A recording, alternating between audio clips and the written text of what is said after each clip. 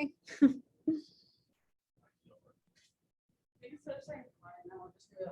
Nah, just like kind of yell. Just like it's just like hi. Hi. I mean, it's just like two letters that they put together. Yeah. If you do the main sound from that, there's like ah. I just said hi. Ah. Oh. As long as it sounds like nice, people might think you're saying hi. Yeah. Ah. Ah. Ah. We're just gonna do that in all the Mhm. It's just going like, ah. People just gonna look and just be like, okay. They'll just be like, this place is so weird, and then move on. Oh, I never finished chapter 7. Well, I'm going to tell everybody what happened because I doubt you'll be the only one Yeah. if I'm realistic about it. I remember I left just as it was getting good. Gatsby had just said she never loved you and she's planning to leave you. No, I left before that because I couldn't believe it. Oh, shoot. Oh, well, that happened.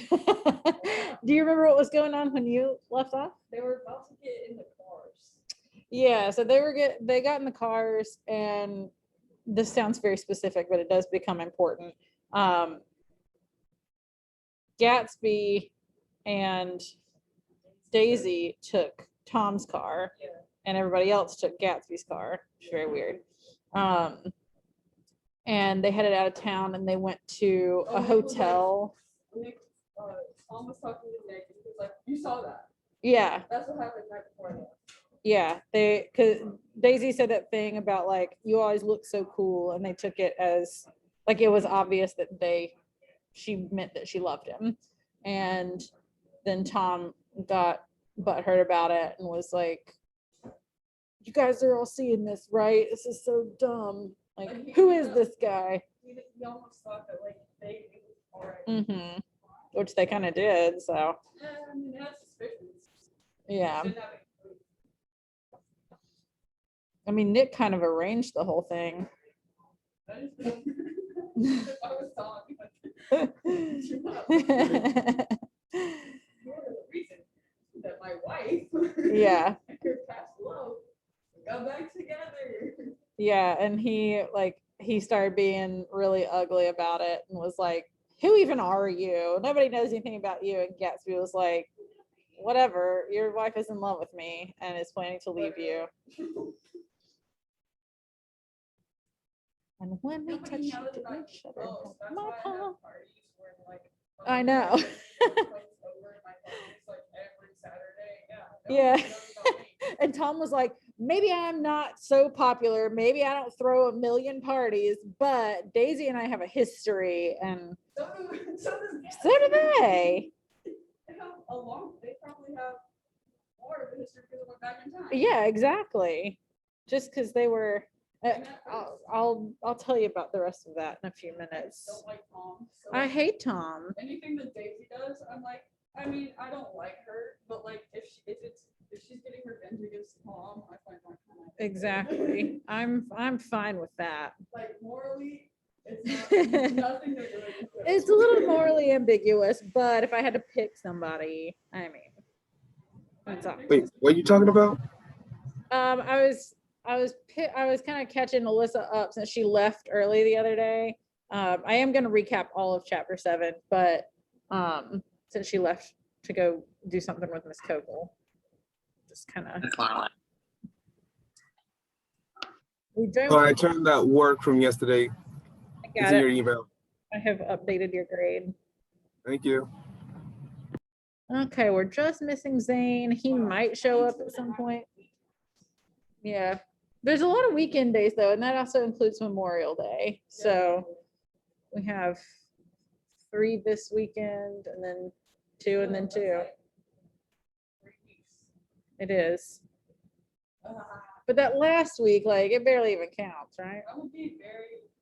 I would be so much more stressed out if we actually had ESCs. Mm-hmm. So thank God we don't, because it's basically like, oh, I have to take 1 and then the teachers are gonna make their finals, Yeah. which probably aren't gonna be that hard. Yeah, mine's not even like you have your Gatsby test and then you have a project that's like pretty creative and should be fairly easy. It's just like the final just gives you like the Yeah. not necessarily everything you've learned through the years, because everything through the years has been jumbled up. Yeah, 100%. So it's probably just gonna be like the most recent stuff. Yeah. Okay, so we're gonna start reading chapter 8 today. Alyssa has already confessed that she did not finish reading chapter 7, and I suspect some others didn't as well. So I'm just gonna kind of recap from where we left off, because a lot of really important stuff goes down in chapter 7. Like chapter 7 is the climax, and I wish we could have just read the whole thing together, but we're on a time crunch at this point. It's 11 o'clock. Thank you. So where we left off, Gatsby had told Tom, like, your wife and I are in love. She's gonna leave you. And Tom was like, I don't think so. But Gatsby is trying to say, like, Daisy never loved you. We have this whole history that you don't know about. This has been going on for 5 years. And at first Tom was like, this has been going on for 5 years. And Gatsby's like, well, no, because we didn't see each other for 5 years, but like it started and like our feelings were still the same. So kind of it's been 5 years. And Tom was like, that doesn't count. I mean, We've got stuff in our past that you don't know about. And that's true. They have a kid that barely ever gets mentioned. Presumably they did love each other at some point. Even if they don't now. And Daisy does, like when he says, tell Tom you never loved him.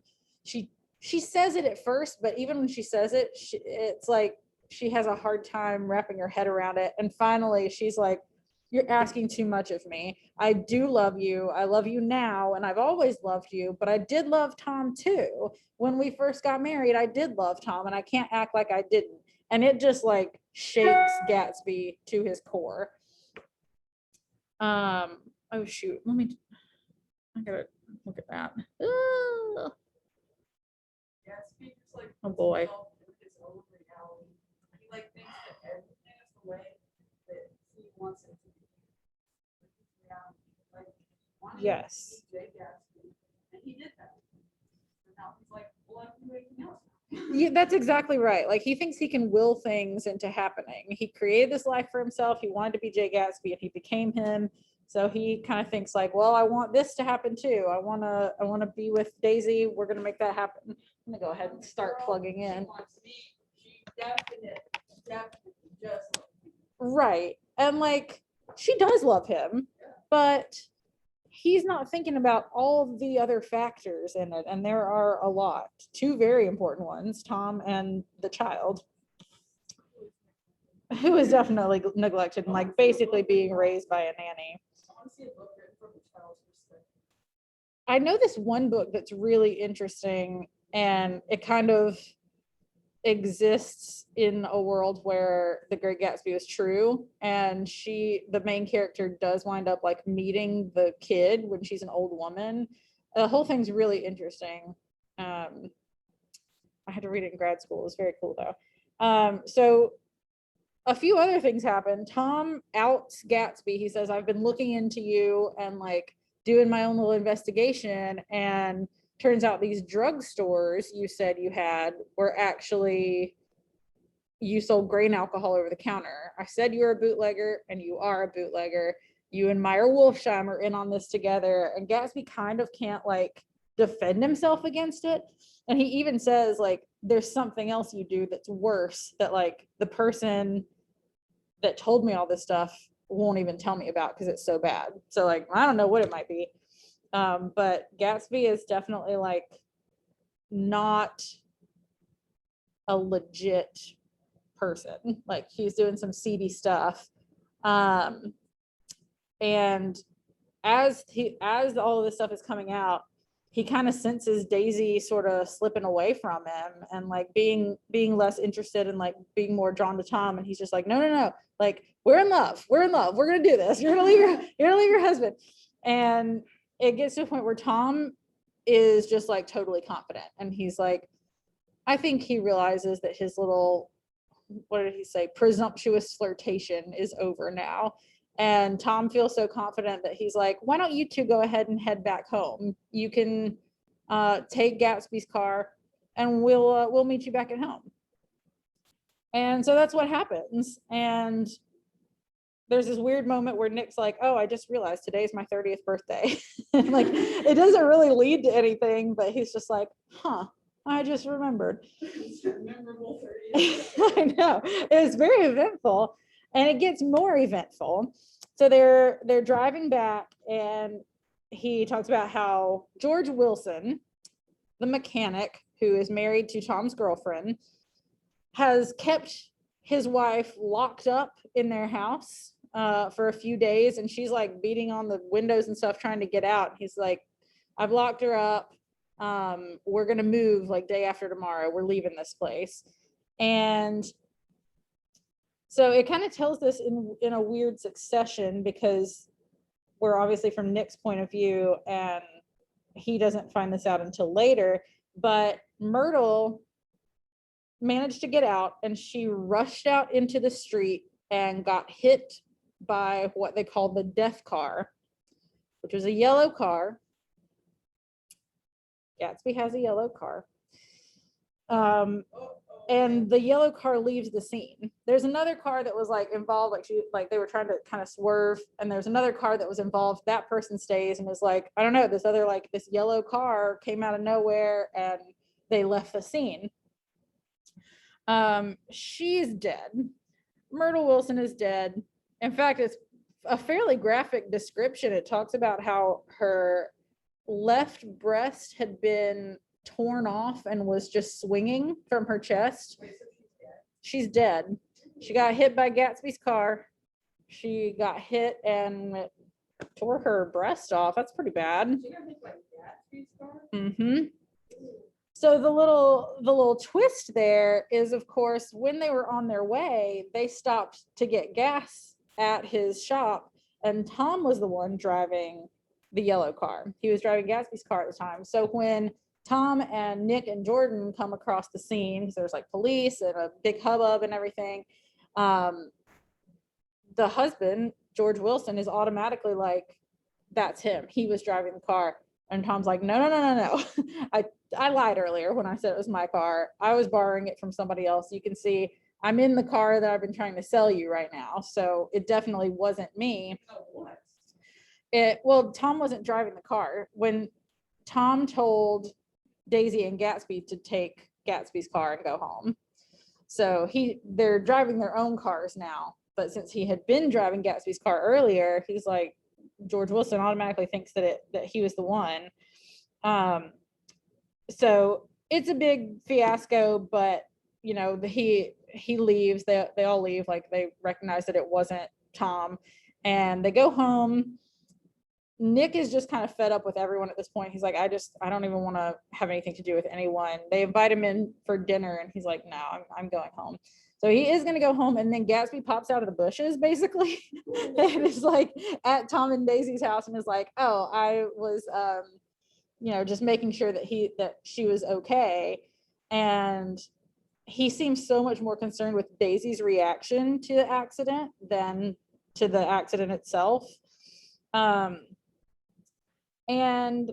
he kind of realized, as Gatsby is recounting what happened, Nick realizes Daisy was actually the one driving. And so Gatsby is like, she was driving, but of course I'm going to say that I did it, and then I was the one driving. Which, like, don't throw yourself on the mercy of the cops for Daisy. I don't know that she deserves it. She's not going to leave with you. Like, she kind of picked her husband. I mean, she definitely did when she ran over his Yeah. Yeah, and she didn't know who he was having an affair with. Like, that's sort of just a horrible twist. And of course, Tom sort of like, did she know? Like, was this intentional? But she just ran out on the road. And Gatsby says that she ran out like she thought they were someone she knew, like she was trying to talk to him. So she probably did think, since Tom had been in that car earlier, she ran out because she thought it was him again and was gonna like flag him down, and it wasn't him. Daisy was driving. And so Gatsby's like, I'm just gonna wait here. If I have to wait all night, I just want to know that she's okay and that like he's not getting on to her or anything. And so Nick's like, I'll go check it out. I'll see what's up. And he looks in on them, and it's a really interesting way that he describes them. He sees them through the window, sitting in the kitchen with a plate of fried chicken between them, and they're holding hands. And he was like, it was not, they did not look like they were madly in love, but they also didn't look like they weren't madly in love. It just seemed intimate.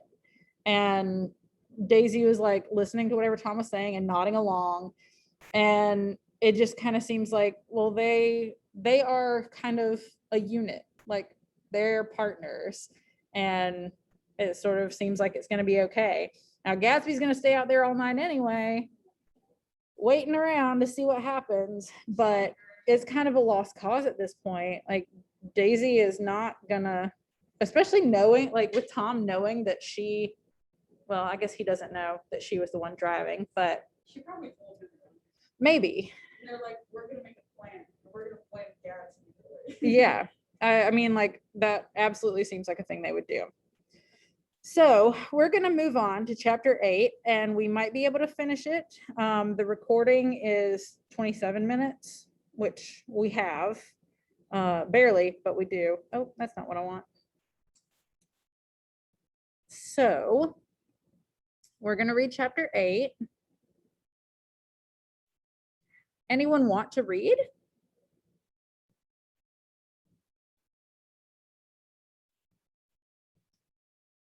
Okay. Looks like it's gonna be May. I couldn't sleep all night. A foghorn was groaning incessantly on the sound, and I tossed half sick between grotesque reality and savage, frightening dreams. Toward dawn, I heard a taxi go up Gatsby's drive, and immediately I jumped out of bed and began to dress. I felt that I had something to tell him, something to warn him about, and morning would be too late. Crossing his lawn, I saw that his front door was still open, and he was leaning against a table in the hall, heavy with dejection or sleep. Nothing happened, he said wanly. I waited, and about 4 o'clock she came to the window and stood there for a minute and then turned out the light. He waited until 4 o'clock in the morning. Good Lord. His house had never seemed so enormous to me as it did that night when we hunted through the great rooms for cigarettes. We pushed aside curtains that were like pavilions and felt over innumerable feet of dark wall for electric light switches. Once I tumbled with a sort of splash upon the keys of a ghostly piano. There was an inexplicable amount of dust everywhere, and the rooms were musty as though they hadn't been aired for many days. I found the humidor on an unfamiliar table with 2 stale, dry cigarettes inside. Throwing open the French windows of the drawing room, we sat smoking out into the darkness. You ought to go away, I said. It's pretty certain they'll trace your car. Go away now, old sport? Go to Atlantic City for a week or up to Montreal. He wouldn't consider it. He couldn't possibly leave Daisy until he knew what she was going to do. He was clutching at some last hope, and I couldn't bear to shake him free. It was this night that he told me the strange story of his youth with Dan Cody. Told it to me because Jay Gatsby had broken up like glass against Tom's hard malice, and the long secret extravaganza was played out. I think that he would have acknowledged anything now without reserve, but he wanted to talk about Daisy. So back in chapter 6, maybe, when Nick told us all this, like all the truth about Gatsby's real life, and he was like, I didn't find this out until much later. This is when he found it out, because once Tom kind of blew his persona, he was like, I might as well just tell you everything now. You might as well know who I really am and what my life has really been like. She was the first nice girl he had ever known. In various unrevealed capacities, he had come in contact with such people, but always with a discernible barbed wire between. He found her excitingly desirable. He went to her house, at first with other officers from Camp Taylor, then alone. It amazed him. He had never been in such a beautiful house before. But what gave it an air of breathless intensity was that Daisy lived there. It was as casual a thing to her as his tent out at camp was to him. There was a ripe mystery about it, a hint of bedrooms upstairs, more beautiful and cool than other bedrooms, of gay and radiant activities taking place through its corridors, and of romances that were not musty and laid away already in lavender, but fresh and breathing and redolent of this year's shining motor cars, and of dances whose flowers were scarcely withered. It excited him, too, that many men had already loved Daisy. It increased her value in his eyes. He felt their presence all about the house, pervading the air with the shades and echoes of still vibrant emotions. That's really interesting. Like, one thing that he finds really exciting is just like her lifestyle. It's so different to what he's had growing up. And we know that he's ambitious. He wants, big flashy things. He wants to live like a good, rich life. And she has that and like doesn't even realize how great it is. And he's very envious of that. But I think it's really interesting that he says that it increases Daisy's value that a lot of men have already loved her. It's like she's a popular thing. And if he can get her to love him, then that sort of makes him better than everybody else. An interesting take on it.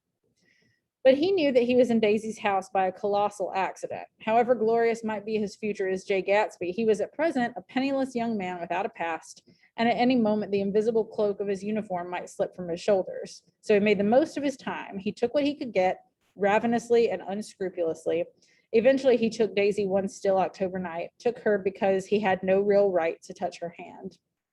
He might have despised himself, for he had certainly taken her under false pretenses. I don't mean that he had traded on his phantom millions, but he had deliberately given Daisy a sense of security. He let her believe that he was a person from much the same stratum as herself, that he was fully able to take care of her. As a matter of fact, he had no such facilities. He had no comfortable family standing behind him, and he was liable at the whim of an impersonal government to be blown anywhere about the world. But he didn't despise himself, and it didn't turn out as he had imagined. He had intended probably to take what he could and go, but now he found that he had committed himself to the following of a grail. He knew that Daisy was extraordinary, but he didn't realize just how extraordinary a nice girl could be. He vanished into her rich house, into her rich, full life, leaving Gatsby nothing. He felt married to her, that was all. But he just feels so committed to her, so connected to her. It's all kind of based on a lie, but he pursues her as if, it says like the following of a grail. She is like this holy item that he has to acquire. Stop objectifying the girl you're trying to get. Oh, he's so objectifying her, absolutely. Because it's not just her, it's her lifestyle and, her money and her house, and all of that's wrapped up in her. It's like this lovely little prize. She's just this lovely little prize, this thing that everybody wants. And if he could get it, then That's not love. that would be success. It's not love. You don't objectify the person that you say that you're in love with. You shouldn't. I don't know. It's not, I don't know. I think that he thinks he loves her for sure, but just to be so fixated. Yeah, exactly. He loves the idea of her. When they met again 2 days later, it was Gatsby who was breathless, who was somehow betrayed. Her porch was bright with the bought luxury of starshine. The wicker of the settee squeaked fashionably as she turned toward him, and he kissed her curious and lovely mouth. She had caught a cold, and it made her voice huskier and more charming than ever. And Gatsby was overwhelmingly aware of the youth and mystery that wealth imprisons and preserves, of the freshness of many clothes, and of Daisy, gleaming like silver, safe and proud above the hot struggles of the poor. I can't describe to you how surprised I was to find out I loved her, old sport. I even hoped for a while that she'd throw me over, but she didn't, because she was in love with me too. She thought I knew a lot because I knew different things from her. Well, there I was, way off my ambitions, getting deeper in love every minute, and all of a sudden I didn't care. What was the use of doing great things if I could have a better time telling her what I was going to do? On the last afternoon before he went abroad, he sat with Daisy in his arms for a long, silent time. It was a cold fall day with fire in the room, her cheeks flushed. Now and then she moved, and he changed his arm a little, and once he kissed her dark, shining hair.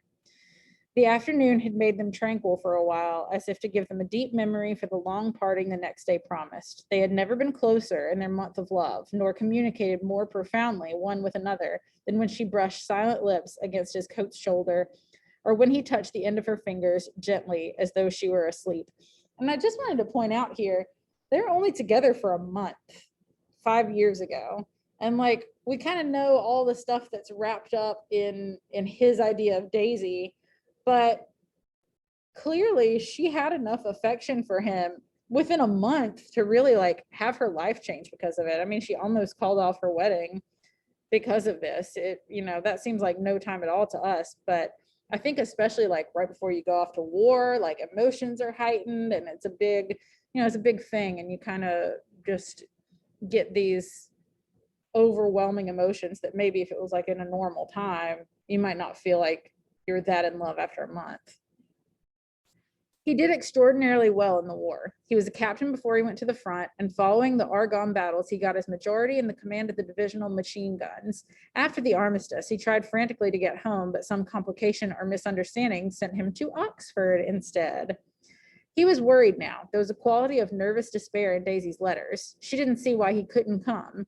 She was feeling the pressure of the world outside, and she wanted to see him and feel his presence beside her and be reassured that she was doing the right thing after all. Because if you'll remember, she like stopped dating after this. When he went off to the war, she didn't want anything to do with anyone else. So she's like writing to him, hoping he can come home, not really understanding why he can't. And she's like, I've like given up dating for you, and like you're not even here, which is both a good point, but also not really realistic. You can't just come home from the war whenever you want. For Daisy was young, and her artificial world was redolent of orchids and pleasant, cheerful snobbery and orchestras which set the rhythm of the year, summing up the sadness and suggestiveness of life in new tunes. All night, the saxophones wailed the hopeless comment of the Beale Street Blues, while 100 pairs of golden and silver slippers shuffled the shining dust. It's a lovely sentence. How many S's? Silver slippers shuffled the shining dust. For at the gray tea hour, there were always rooms that throbbed incessantly with this low, sweet fever, while fresh faces drifted here and there like rose petals blown by the sad horns around the floor. That whole paragraph is actually really nicely written. Through this twilight universe, Daisy began to move again with the season. Suddenly, she was again keeping half a dozen dates a day with half a dozen men, and drowsing asleep at dawn with the beads and chiffon of an evening dress tangled among dying orchids on the floor beside her bed. And all the time, something within her was crying for a decision. She wanted her life shaped now, immediately. And the decision must be made by some force of love, of money, of unquestionable practicality that was close at hand. That force took shape in the middle of spring with the arrival of Tom Buchanan. There was a wholesome bulkiness about his person and his position, and Daisy was flattered. Doubtless there was a certain struggle and a certain relief. The letter reached Gatsby while he was still at Oxford. It was dawn now on Long Island, and we went about opening the rest of the windows downstairs, filling the house with gray turning gold turning light. The shadow of a tree fell abruptly across the dew, and ghostly birds began to sing among the blue leaves. There was a slow, pleasant movement in the air, scarcely a wind, promising a cool, lovely day.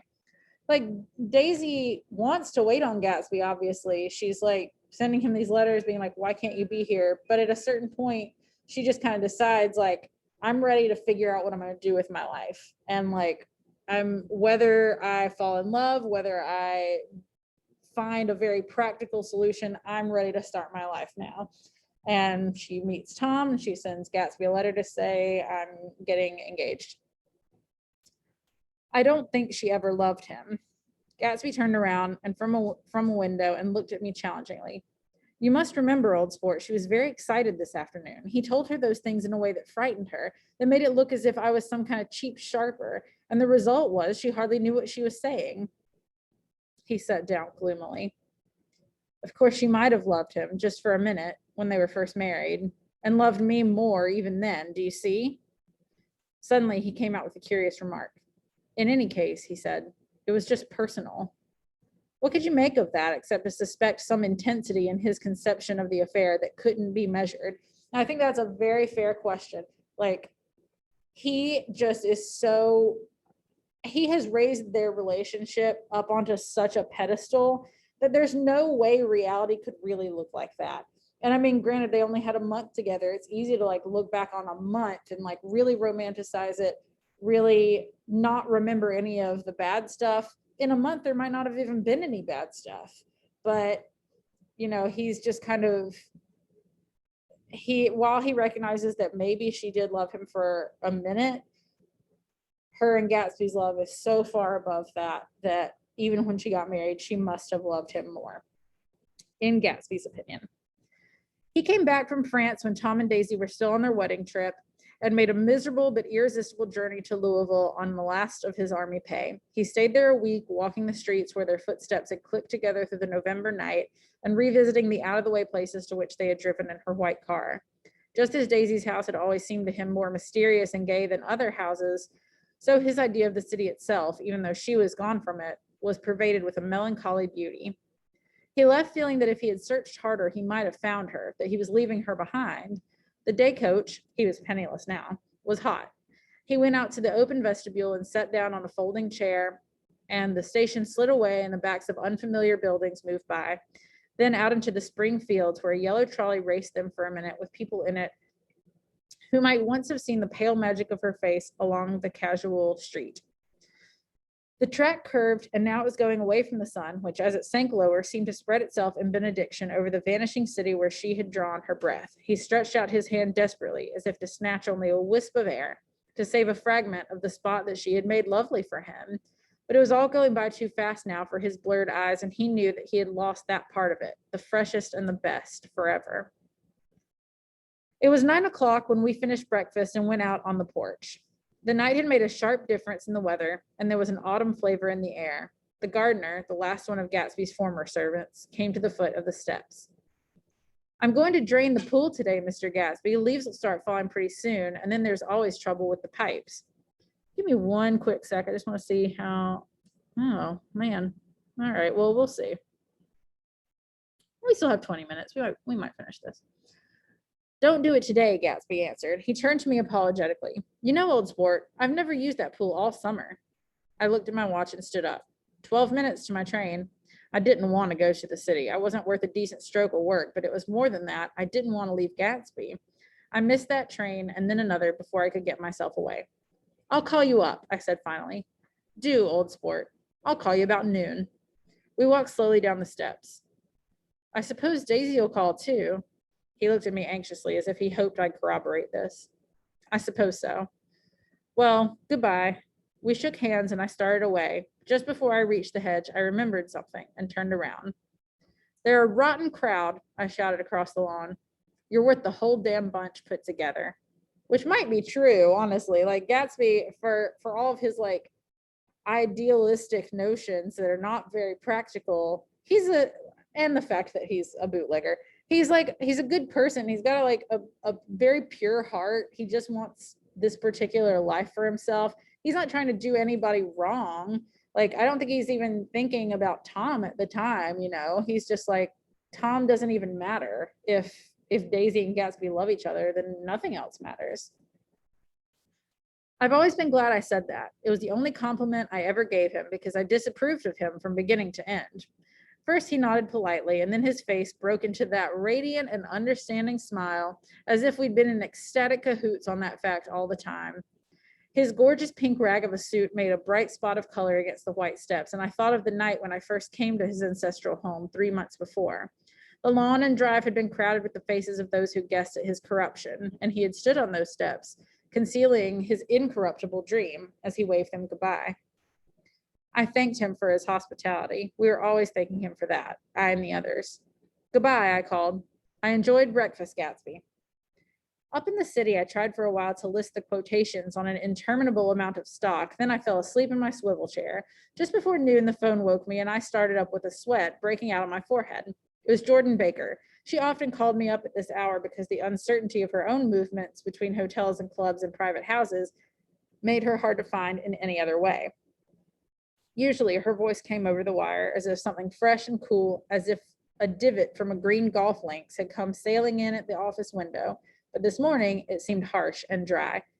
And when he left Tom and Daisy's house the night before, he was just feeling like he was so done with everybody, and he included Jordan in that. He was like, I just like this whole bunch of people, I'm so over them and like their rottenness and their corruption.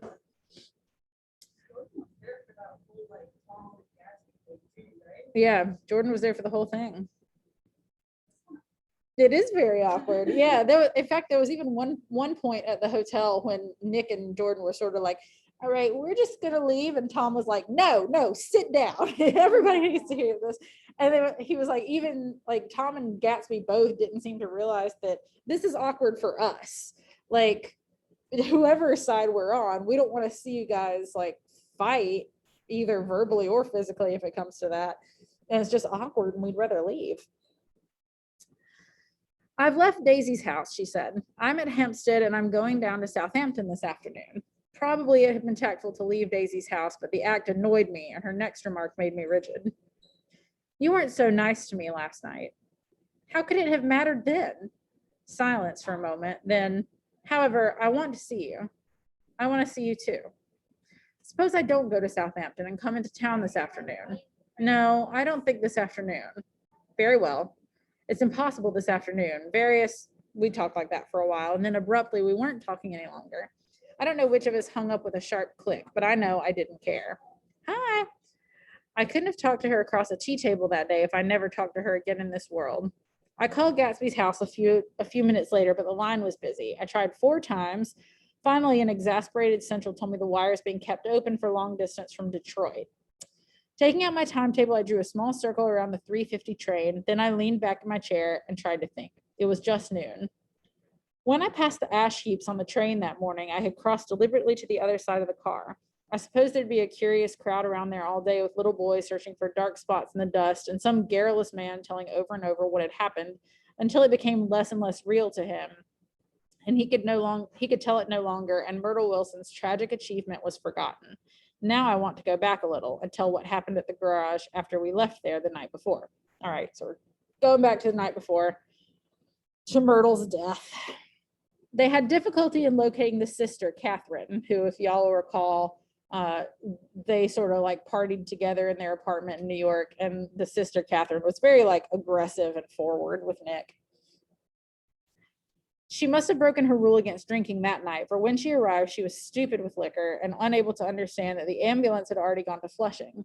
When they convinced her of this, she immediately fainted, as if that was the intolerable part of the affair. Someone kind or curious took her in his car and drove her in the wake of her sister's body. Until long after midnight, a changing crowd lapped up against the front of the garage while George Wilson rocked himself back and forth on the couch inside. For a while, the door of the office was open, and everyone who came into the garage glanced irresistibly through it. Finally, someone said it was a shame and closed the door. Michaelis and several other men were with him. First 4 or 5 men, later 2 or 3 men. Still later, Michaelis had to ask the last stranger to wait there 15 minutes longer while he went back to his own place and made a pot of coffee. After that, he stayed there alone with Wilson until dawn. About 3 o'clock, the quality of Wilson's incoherent muttering changed. He grew quieter and began to talk about the yellow car. He announced that he had a way of finding out whom the yellow car belonged to, and then he blurted out that a couple of months ago, his wife had come from the city with her face bruised and her nose swollen. But when he heard himself say this, he flinched and began to cry, "Oh my God," again in his groaning voice. Michaelis made a clumsy attempt to distract him. "How long have you been married, George? Come on there. Try and sit still a minute and answer my question. How long have you been married?" 12 years.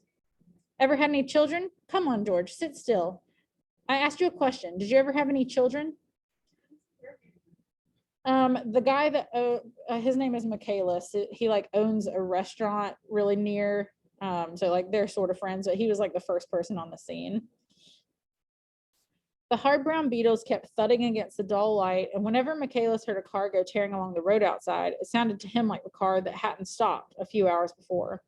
He didn't like to go into the garage because the workbench was stained where the body had been lying. Ugh. So he moved uncomfortably around the office. He knew every object in it before morning, and from time to time sat down beside Wilson, trying to keep him more quiet. Have you got a church you go to sometimes, George? Maybe even if you haven't been there for a long time, maybe I could call up the church and get a priest to come over and he could talk to you, see? Don't belong to any. You must have a church, George, for times like this. You must have gone to church once. Didn't you get married in the church? Listen, George, listen to me. Didn't you get married in the church? I know. Shut up, Michaelis. He's like having a hard time. His wife just got murdered. That was a long time ago. The effort of answering broke the rhythm of his rocking. Yeah, George is just like sitting there on the couch, like rocking himself. I would too. Someone's like, Yeah, like he's traumatized. Of course he is. his wife just got like Ripped apart. Then the same half-knowing, half-bewildered look came back into his faded eyes. Look in the drawer there, he said, pointing at the desk. Which drawer? That drawer, that one. Michaelis opened the drawer nearest his hand. There was nothing in it but a small, expensive dog leash made of leather and braided silver. It was apparently new. This? He inquired, holding it up. Wilson stared and nodded. I found it yesterday afternoon. She tried to tell me about it, but I knew it was something funny. You mean your wife bought it? She had it wrapped in tissue paper on her bureau. And if you guys will recall from that day that they spent in New York at the apartment with Myrtle and her sister and everything, they had stopped and bought her a dog. And she was like, we have to buy all this stuff for her, and we have to buy a leash, we have to buy a collar, we have to buy food. So he knows that he doesn't have a dog, so he's trying to like kind of put it together. Michaelis didn't see anything odd in that, and he gave Wilson a dozen reasons why his wife might have bought the dog leash. But conceivably, Wilson had heard some of these explanations before from Myrtle, because he began saying, oh my God, again in a whisper. His comforter left several explanations in the air. Then he killed her, said Wilson. His mouth dropped open suddenly. Who did? I have a way of finding out. You're morbid, George, said his friend. This has been a strain to you, and you don't know what you're saying. You'd better try and sit quiet till morning. He murdered her. I know, just like sit quiet. You sit quiet too. He murdered her. It was an accident, George. Wilson shook his head. His eyes narrowed and his mouth widened slightly with the ghost of a superior, I know, he said definitely. I'm one of these trusting fellows, and I don't think any harm to nobody. But when I get to know a thing, I know it. It was the man in that car. She ran out to speak to him, and he wouldn't stop. Michaelis had seen this too, but it hadn't occurred to him that there was any special significance in it. He believed that Mrs. Wilson had been running away from her husband rather than trying to stop any particular car. How could she have been like that? She's a deep one, said Wilson, as if that answered the question. He began to rock again, and Michaelis stood twisting the leash in his hand. Maybe you got some friend that I could telephone for, George. This was a forlorn hope. He was almost sure that Wilson had no friend. There was not enough of him for his wife. He was glad a little later when he noticed a change in the room, a blue quickening by the window, and realized that dawn wasn't far off. About 5 o'clock, it was blue enough outside to snap off the light. My God, Nat has been in here all day. Wilson's glazed eyes turned out to the ash heaps, where small gray clouds took on fantastic shape and scurried here and there in the faint dawn wind. I spoke to her, he muttered after a long silence. I told her she might fool me, but she couldn't fool God. I took her to the window. With an effort, he got up and walked to the rear window and leaned with his face pressed against it. And I said, God knows what you've been doing, everything you've been doing. You may fool me, but you can't fool God. Standing behind him, Michaelis saw with a shock that he was looking at the eyes of Dr. T.J. Eckelberg, which had just emerged pale and enormous from the dissolving night. God sees everything, repeated Wilson. That's an advertisement, Michaelis assured him. Something made him turn away from the window and look back into the room, but Wilson stood there a long time, his face close to the window pane, nodding into the twilight. The eyes of Dr. T.J. Eckelberg do become sort of symbolic. I mean, they are literally like giant eyes looking over the whole Valley of Ashes. And somehow George has made this connection that these are the eyes of God, and he's judging us all the time. You can see it right there. Michaelis is like, I thought it was just a billboard, but all right. By 6 o'clock, Michaelis was worn out and grateful for the sound of a car stopping outside. It was one of the watchers of the night before who had promised to come back, so he cooked breakfast for 3, which he and the other men ate together. Wilson was quieter now, and Michaelis hurried back to the garage. Wilson was gone. Michaelis went home to sleep. When he awoke 4 hours later and hurried back to his garage, Wilson was gone. All right, we're closing in on the end here, and this is going to get pretty crucial. His movements, he was on foot all the time, were afterward traced to Port Roosevelt and then to Gadd's Hill, where he bought a sandwich that he didn't eat and a cup of coffee. So he's going insane. He's pretty much going nuts. Yeah. I mean, he was sick before, so he might still be sort of sick, but like sick, grieving, confused, like there's all this stuff going on. And he is on foot. He's walking through all of Long Island. He's gonna need some We'll see. He must have been tired and walking slowly, for he didn't reach Gadd's Hill until noon. Thus far, sorry, it's just, yeah, my clock up here is not right. Weird. like 4 minutes behind. 11:38. Yeah, I've got 11:38. That's stuck on 11:34 for some reason. Okay, we have time to finish that. Thus far, there was no difficulty in accounting for his time. There were boys who had seen a man acting sort of crazy, and motorists at whom he stared oddly from the side of the road. Then for 3 hours, he disappeared from view. The police, on the strength of what he said to Michaelis, that he had a way of finding out, supposed that he spent that time going from garage to garage thereabouts, inquiring for a yellow car.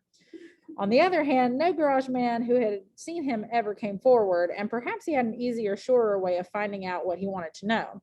By 2:30, he was in West Egg, where he asked someone the way to Gatsby's house. So by that time, he knew Gatsby's name. Uh-oh. At 2 o'clock, Gatsby put on his bathing suit and left word with the butler that if anyone phoned, word was to be brought to him at the pool. The one time he's used the pool all year. He stopped at the garage for a pneumatic mattress that had amused his guests during the summer, and the chauffeur helped him pump it up. Then he gave instructions that the open car wasn't to be taken out under any circumstances. And this was strange because the front right fender needed repair. Of course it did. Gatsby shouldered the mattress, and by mattress we just meant like one of those long pool floats that you lay on, and started for the pool. Once he stopped and shifted a little, and the chauffeur asked him if he needed help, but he shook his head and in a moment disappeared among the yellowing trees. No telephone message arrived, but the butler went without his sleep and waited for it until 4 o'clock, until long after there was anyone to give it to if it came. I have an idea that Gatsby himself didn't believe it would come, and perhaps he no longer cared. If that was true, he must have felt that he had lost the old warm world, paid a high price for living too long with a single dream. He must have looked up at an unfamiliar sky through frightening leaves and shivered as he found what a grotesque thing a rose is and how raw the sunlight was upon the scarcely created grass. A new world, material without being real, where poor ghosts, breathing dreams like air, drifted fortuitously about, like that ashen, fantastic figure gliding toward him through the amorphous trees. And this is very sad to think about, really, because even though we know how impractical and kind of dumb it is for Gatsby to have lived so long with this one dream, he has waited all day hoping that Daisy would call, and is finally having to kind of realize that she's not going to. Well, he's like going out in the pool right now. He was like asking his butler to give him a message if she came or if she called, and she never did. So he's just like, the world looks worse to him now. Like, the one dream he had is gone, and he's like, what do I even do now? Hi. Just hanging? Okay. The chauffeur, he was one of Wolfsheim's proteges, heard the shots. Afterward, he could only say that he hadn't thought anything much about them. I drove from the station directly to Gatsby's house, and my rushing anxiously up the front steps was the first thing that alarmed anyone. But they knew then, I firmly believe. With scarcely a word said, 4 of us, the chauffeur, butler, gardener, and I, hurried down to the pool. There was a faint, barely perceptible movement of the water as the fresh flow from one end urged its way toward the drain at the other. With little ripples that were hardly the shadows of waves, the laden mattress moved irregularly down the pool. A small gust of wind that scarcely corrugated the surface was enough to disturb its accidental course with its accidental burden. The touch of a cluster of leaves revolved it slowly, tracing, like the leg of a compass, a thin red circle in the water. It was after we started with Gatsby toward the house that the gardener saw Wilson's body a little way off in the grass, and the Holocaust was complete. The Great Gatsby. The Great Gatsby is dead. So is Wilson. Wilson found out that Gatsby was the one who owned the car that hit his wife. He tracked him down. He went and shot him in the pool. The one time he used the pool that year, that's honestly so sad. And then he killed himself. He should have used the pool more often. That'd be my regret as I was dying. I should have used the pool more this summer. I definitely would. I love using the pool. Hey, so he drowned himself? No, he didn't drown himself. George Wilson came and shot him. See, I couldn't tell because right there. What? Like, Why did he shot him? Because he found out that Gatsby was the person who owned the car that ran over his wife. So he was thinking, first of all, he thought that meant whoever owned that car was the one that Myrtle was having an affair Daisy with. drove it, not Gatsby. no one knows that except for Gatsby and Nick and Daisy. You snitch. And Gatsby did say, I'm going to tell everybody that I was driving. I don't want Daisy to go down for it. So Gatsby, you idiot. Even though he doesn't know that he's going to be killed here, it's kind of a sacrificial death, because if people had known the truth, then he wouldn't be dead. Maybe maybe Wilson would have come and shot Daisy instead. I wish it was Tom that he shot. I wish it was Tom that he shot too, but not gonna happen. We need to get that man. I thought he was dying like in this paragraph, because it said that was must have felt that he lost the old warm world. So I thought he already got shot right there. Oh. No, it's just, he's just like becoming disillusioned with the world. And that's one reason I hate that he dies, because I really do love Gatsby for all his like idealism and stuff. But it's almost sort of fitting for him, because just before he gets killed, his whole world sort of crumbles, and the life that he had been trying to lead is not an option for him anymore. So it is kind of like, what would he have done from here on out? And like, if this were real life, I'd be curious, but since it's fiction, that's a nice little way to wrap up his story. We still have one chapter left. Is it gonna say what happened? What happened as far as the shots and stuff? Because I mean, we don't really have that many details. It's just like he got shot, he's dead. Yeah. We don't know how Wilson's dead. I don't remember how much it goes into it. But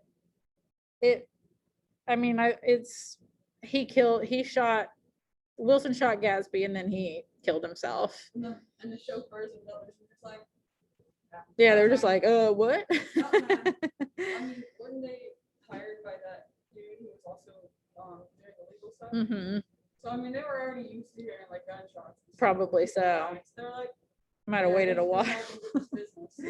Yeah. So the next chapter is the last chapter, and it'll sort of wrap up like what happens with Nick, what happens with Nick and Jordan, what happens with Tom and Daisy, and Gatsby's funeral also. So it's a very interesting chapter, and also very sad. This is a sad book. It's fun for a while with all the parties and stuff, but then it just gets real depressed. Yeah, it's all like the drama between everyone. All right, I gotta let you guys go because the bell's about to ring or not ring, but I will see y'all tomorrow. Bye. Okay, bye.